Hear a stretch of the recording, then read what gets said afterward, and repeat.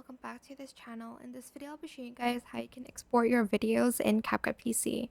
So select the export button, make sure you selected the folder you want the file to be saved in. I'll just select this one and I'm just going to select folder.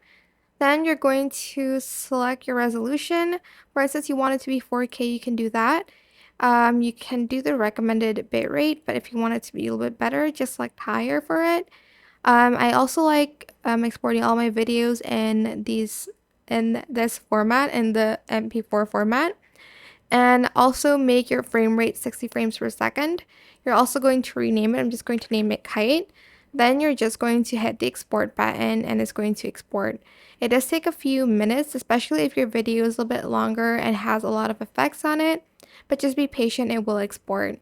And that is it. I hope this tutorial was helpful. Don't forget to like, comment, share, and also subscribe to this channel if you haven't done that already. And if you have any questions, just leave it in the comment section down below and I'll try my best to answer them all for you guys. And if you found this video helpful, please click the thanks button as well. Thank you so much for watching. Bye!